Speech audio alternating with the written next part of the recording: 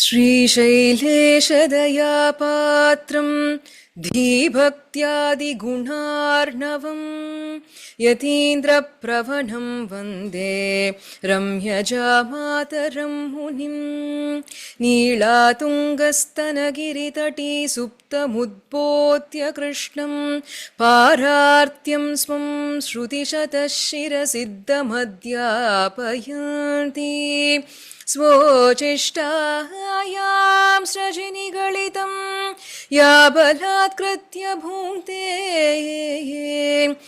गोदा तस्यै नम इदमिदं भूय एवास्तु भूयः अन्नवयल पुदुवै आण्डाळरङ्गर्क्कु पन्नु तिरुप्पाவை பல்பதியம் இன்னிசையால் பாடிக் கொடுத்தாள் நற்பாமாலை பூமாலை சூடிக் கொடுத்தாளைச் சொல்லு சூடிக் கொடுத்த சுடற்கொடியே தொல்பாவை பாடியருளவல்ல பல்வளையாய் நாடி நீ வேங்கடவர்க்கென்னை விதி என்னையும் மாற்றும் நாம் கடவா வண்ணமே நல்கு.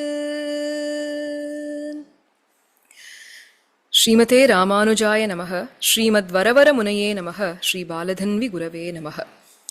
ஸ்ரீயப்பதியான சர்வேஸ்வரனுடைய நிர்ஹேதுக கிருபையினாலே இந்த வருடத்தினுடைய மார்கழி மாதத்திலே திருப்பாவையும் ஸ்ரீராமாயணம் என்ற தலைப்பிலே அனுபவிக்க உள்ளோம். சென்ற வருடம் ஸ்ரீ சப்தத்திலே திருப்பாவையில் இருக்கக்கூடிய எம்பெருமானுடைய திருநாமங்களை அனுபவித்தோம். இந்த வருடம் திருப்பாவையில் இருக்கக்கூடிய ஸ்ரீராமாயண மேற்கோள்களை கிஞ்சித் அனுபவிக்க உள்ளோம். அடியோங்கள் இந்த தலைப்பை தேர்ந்தெடுத்ததற்கான காரணம், வருகின்ற ஜனவரி மாதம் 22ஆம் தேதியன்று திருவயோதியிலே நம்முடைய ஸ்ரீ ராம் லல்லா பிரதிஷ்டை செய்யப்பட்டு சரியாக ஒரு வருடம் பூர்த்தியாகி இருக்கும். ஆக ராம் லல்லாவையும் கொண்டாட வேண்டும், ஆண்டாள் நாச்சியாரையும் கொண்டாட வேண்டும் என்பதனால் திருப்பாவையில் இருக்கக்கூடிய ஸ்ரீராமாயண மேற்கோள்களை அனுபவிக்க உள்ளோம்.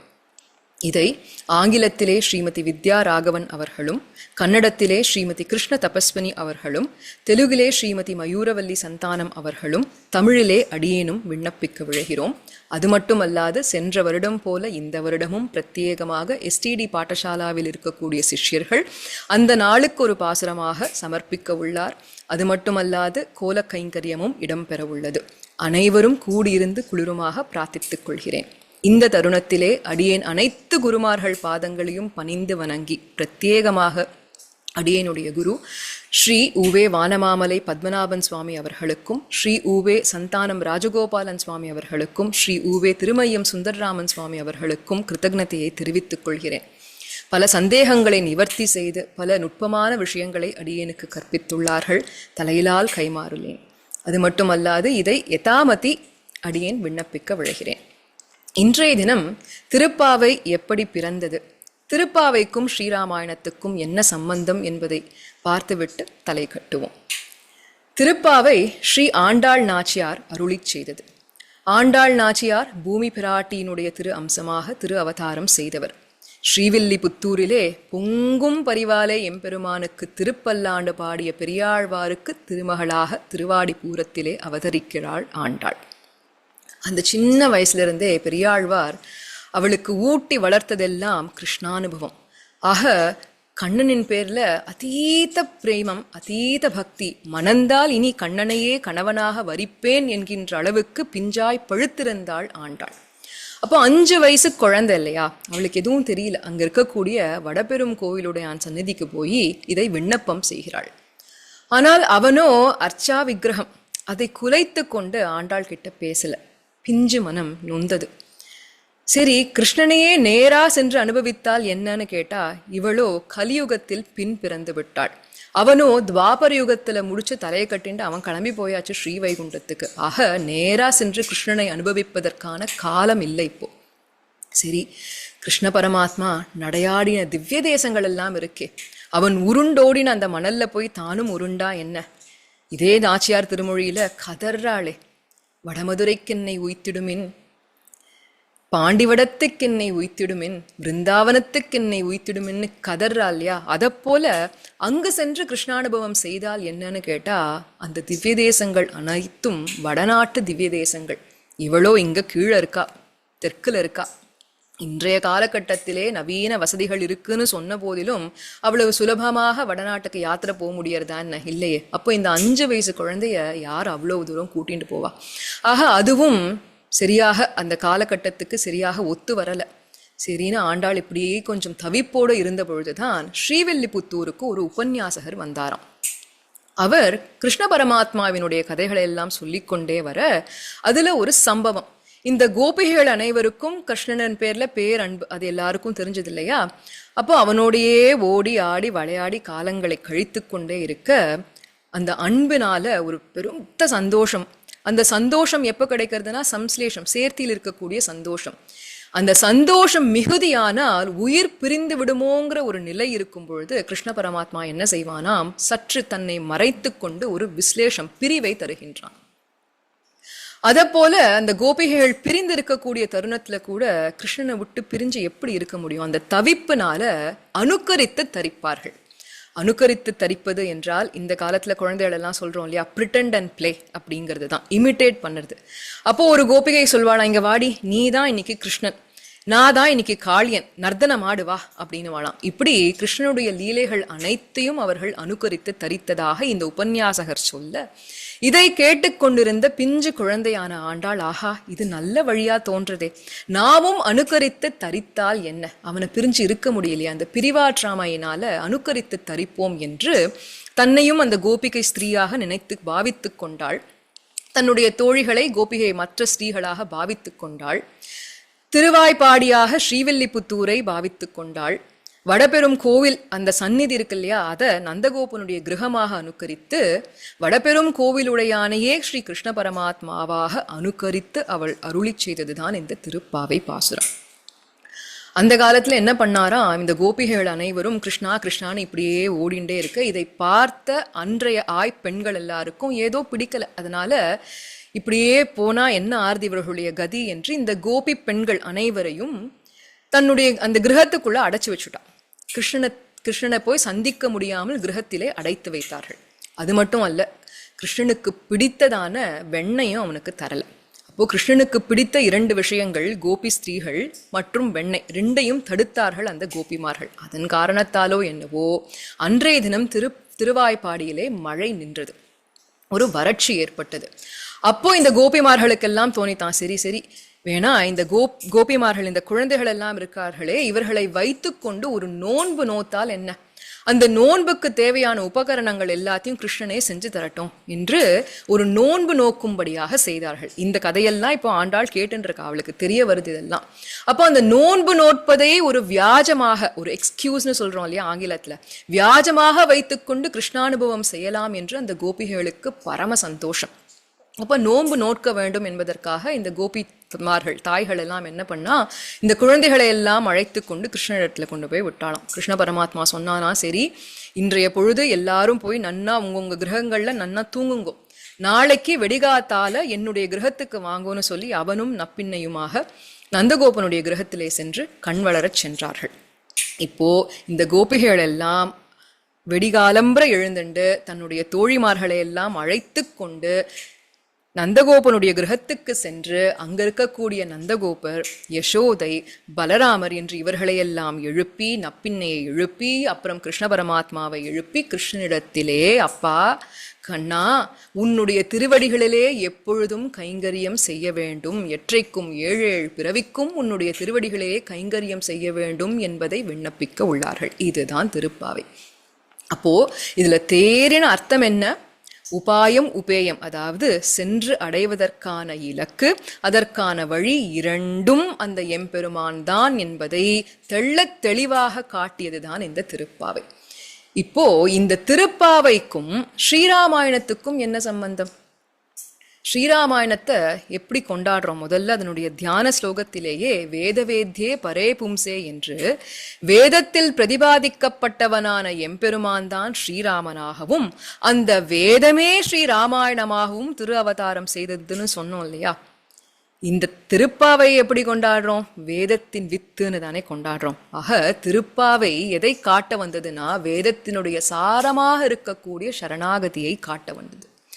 அதே போல ஸ்ரீராமாயணமும் வேதத்தினுடைய சாரமான சரணாகதியை காட்ட வந்ததுனால தான் ஸ்ரீராமாயணத்தை நாம் சரணாகதி சாஸ்திரம் என்றே கொண்டாடுகிறோம். இதுவே இது ரெண்டுத்துக்கும் இருக்கக்கூடிய பெரிய சாமியம். அது மட்டுமல்ல, ஸ்ரீராமாயணம் முழுக்க முழுக்க குணானுபவம், எம்பெருமானுடைய குணங்களை கொண்டாடுகின்றோம். அதை போல திருப்பாவையும் முழுக்க முழுக்க எம்பெருமானுடைய குணானுபவம்.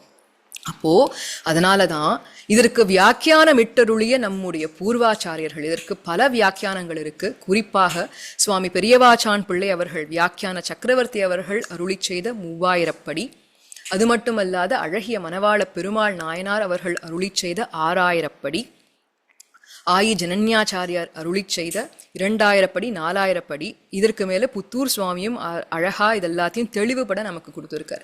இதை அனைத்தையும் அடியொட்டியே இவர்கள் அனைவரும் பல பல இடங்கள்ல எப்படி காண்பிப்பார்கள்னு கேட்டா, ஒரு சொல்லுக்கு ஒரு ஸ்ரீராமாயண ஸ்லோகத்தை எடுத்து விவரணமாக சொல்வார்கள். இல்லைன்னா ஒரு பொருத்தம், ஒரு சம்பவம், ஒரு சந்தர்ப்பம், அதற்கு ஒரு ஸ்ரீராமாயணத்திலிருந்து ஒரு சம்பவத்தை மேற்கோளாக எடுத்து காட்டுவார்கள்.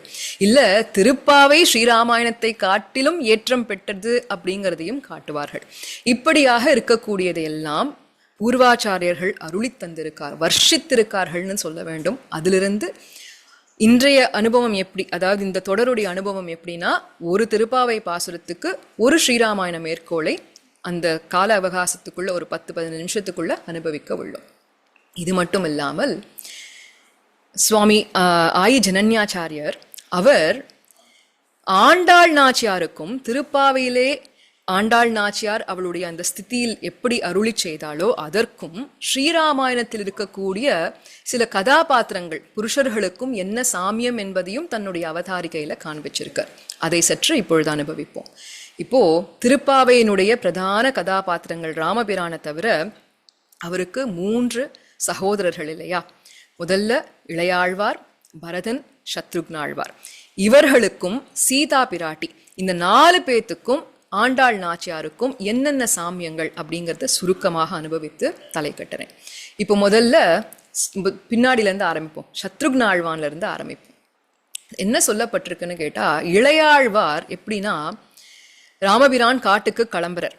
அப்போ தானும் அவருடன் செல்வேன் என்று கிட்டத்தட்ட நிர்பந்தம் செய்து இவரும் காற்றுக்கு சென்று அகம் சர்வம் கரிஷ்யாமி என்று பல கைங்கரியங்களை ராமபிரானுக்கு செய்தார் இல்லையா?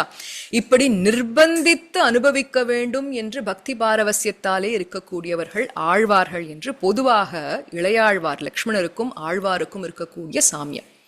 இதுல ஒரு படி மேல போய் ஸ்ரீ பரதாழ்வான் எப்பேற்பட்டவர் என்றால், பொங்கும் பரிவாலே இருக்கக்கூடிய பெரியாழ்வாரை போல, அதாவது தான் உகந்தது அல்ல, எம்பெருமான் உகந்த அடிமைத்தனம் செய்யக்கூடியவர். எம்பெருமான் இந்த பாதுகைகளை கொடுத்து இதை வைத்து ராஜ்யம் செய்யன்னு சொன்னார். அதை கேட்டுண்டு அதை அப்படியே சென்று ராஜ்யத்தை பரிபாலனம் செய்தார் இல்லையா?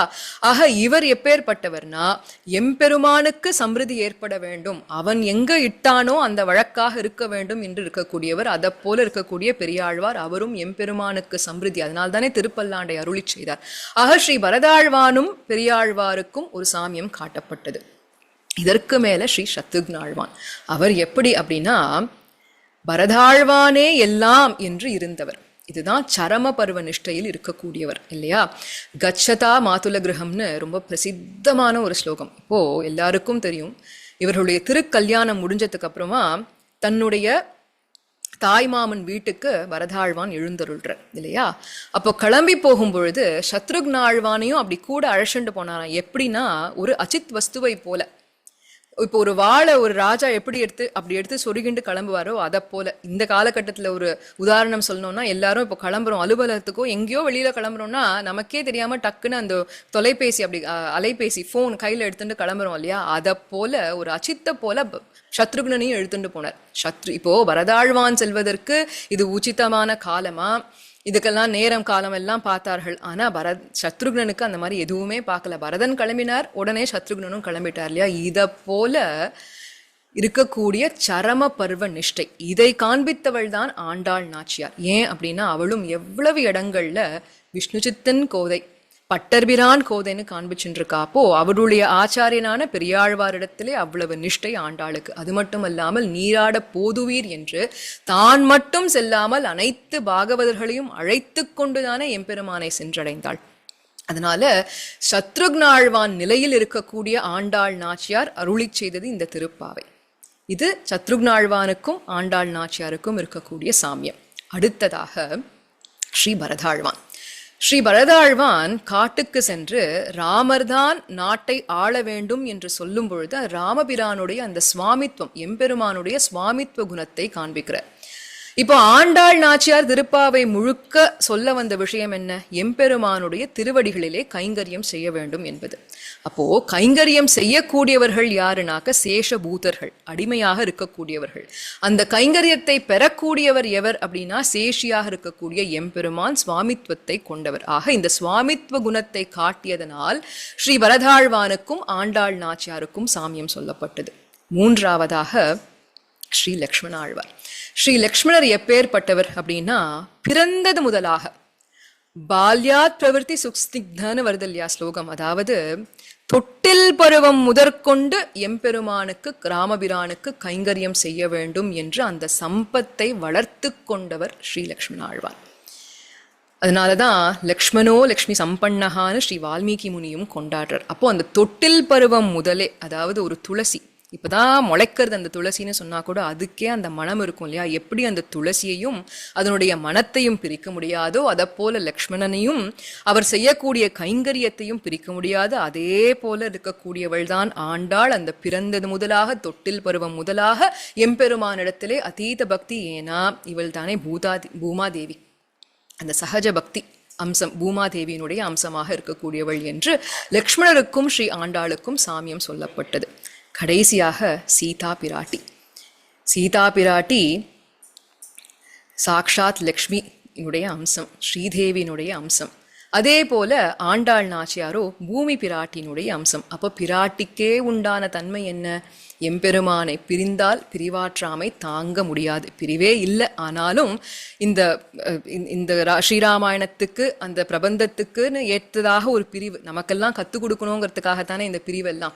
அப்படியாக இருந்ததுனால அந்த பிரிவாற்றாமையினால் சீத்தை எப்படி ஸ்ரீராமாயணத்திலே கதறினாளோ அதே போல் பிரிவாற்றாமையினால் ஆண்டாளும் தன்னுடைய திருப்பாவையிலே நாச்சியார் திருமொழியிலே எம்பெருமானை நினைத்து கதறுகிறாள் என்று இந்த சாமியம் பிராட்டிக்கும் ஆண்டாள் நாச்சியாருக்கும் சொல்லப்பட்டது. ஆக இவ்வளவு சாமியங்கள் இருக்கு ஸ்ரீராமாயணத்துக்கும் திருப்பாவைக்கும். இதை நாளை தொடங்கி ஒவ்வொரு பாசுரமாக அனுபவித்து வருவோம். ஸ்ரீமதே ராமானுஜாய நமக. ஆண்டாள் திருவடிகளே சரணம்.